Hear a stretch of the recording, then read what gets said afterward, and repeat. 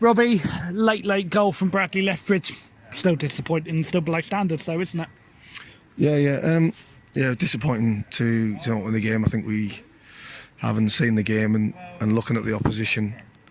In my opinion, we should be winning these games. But what you can't argue is that the lads do actually go to the end. We keep giving them silly goals, and at any level, if you keep giving away silly goals, it's difficult to win games. But we've got to cut these mistakes out if we want to achieve something this season. And because we all know that with the firepower and stuff we've got up front, that we've just got to cut these silly mistakes out. Really, it's disappointing because it's not goals that they've earned; it's goals that we've given them. Yeah, 2 poor goals. I mean, first goal is from a throw-in.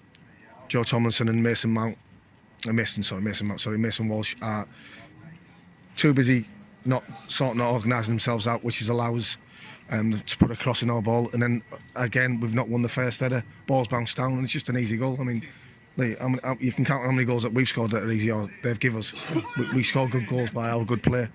But like I say, if you're gonna keep conceding goals how we're conceding, it's going to be an uphill task for us to score goals, to win games. Sorry. If the first goal was bad, then the second goal was even worse. A ball given away in midfield, Robbie. There's not even anything that you and Jack can do with that, is there? Because it's just individual errors. It's individual errors, but what you got to be careful about is we try and ask the lads to play football, and then in that situation, it's about people making the right decisions. And if someone makes the wrong decision, that's what happens, and we get punished for it. But what we can say is, yes, was it below par? Probably. Yeah. Was it good enough? Probably not. But one thing we did do was go right to the end, which resulted in a great finish from Brad. Let's look at the positives. We've done the negative. The positives are, when it was 1-1, there was only one side that was looking likely like scoring. That was Bognor. Exactly, man. You have to watch the game. That you completely take over the game second half, and then we give them a mistake, and then it costs us. And then it takes us 10 or 15 minutes to respond, and they have responded, to be fair. They've kept going. They've had a few chances. Brad's had an header just past the post. He's had one back across for Jimmy Wilde. Scotty's had half a chance. Harvey's had half a chance. Mason's had half a chance. And then Brad scores that great goal. But that's the one plus, is they are actually going till the end. They've had a lot of games. I'm not holding that down to tiredness and nothing. They've had a lot of games for the squad of players they have. We can't really change it that much at the minute. So we've got to give them credit for that. But the bottom line is we've got to cut out making them mistakes, because at 1-1, in my opinion, there's only one team who's going to win that game. When players do make individual errors, I don't want to name players, but when they have done, like today, what do the rest of the lads do in the dressing room, Robbie? Do they put an arm round, or do they give him a kick up the bum? I think it's a bit of both, isn't it? I think, he's not meaning to make that mistake, is he? It happens. I said to you, yes, we want to play, but it's about decision making from the certain players, and we can't give them the decision making. They've got to make that themselves, whether it's in the final third with a chance, or whether it's in midfield with a final pass, or whether it's defending, passing into midfield or passing at the front. They've got to make them decisions. We give them the tools, but they've got to make them decisions. And today, we've made one bad decision in that respect of it.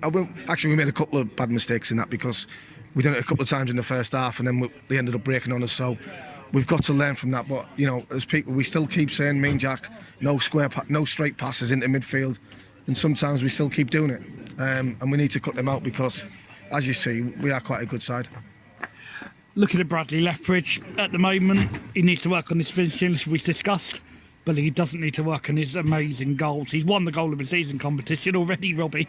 Yeah. I mean, he's a frustrated. He frustrates me the life out of me, because he's got so much ability, and I'm just trying to keep onto him to do the right things and keep composed. And at the minute, he's scoring the harder goals than the easier goals, but that will turn, and I think you'll see Brad. He'll score a lot more goals, but it's a fantastic goal. But not only Brad's taking the floor, it's what you got to understand, Lee, is the lads kept on going to the end. They didn't shy away from it. They kept probing, and we got a draw from it. And how do you explain the bad day at the office defensively? Well, it's hard, because unless we can get some players in, mate, or some players, it's very difficult. I mean, listen, Lockie's not a centre half; he's a midfielder. But unfortunately, with the injuries we've got, he has to play there at the minute. It's tough.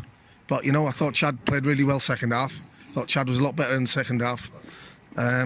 you know, we sort of restricted them to nothing really, didn't we? It's only when we went 2-1 down and we lost it for 10 or 15 minutes, they had another chance. But, you know, I thought we were a better team again. But obviously, even though it wasn't good enough, I thought we were a better team. You're here as coach, not manager, so this next question you may not be able to answer, but a lot of people are wanting me to ask about the transfer policy and are we going to be bringing players in? What do you say to those questions, Robbie? Listen, we'd love to bring some players in. It's not easy. It's quite tough. You know, it's not.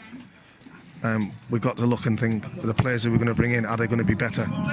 And we've got to be careful of that. You know, I think that's probably a question for Jack really more than anybody.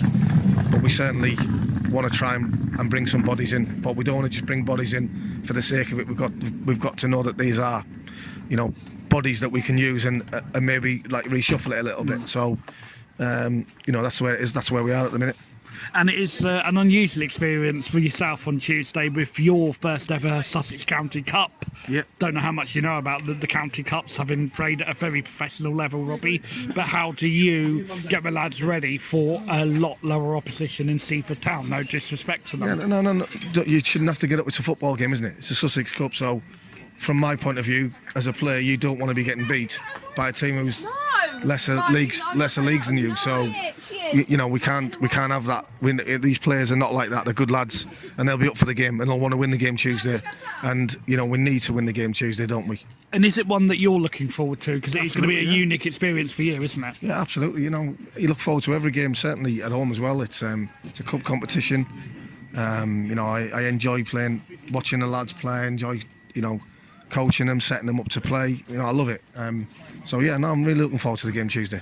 Well, cheers, Robbie. Pleasure as always.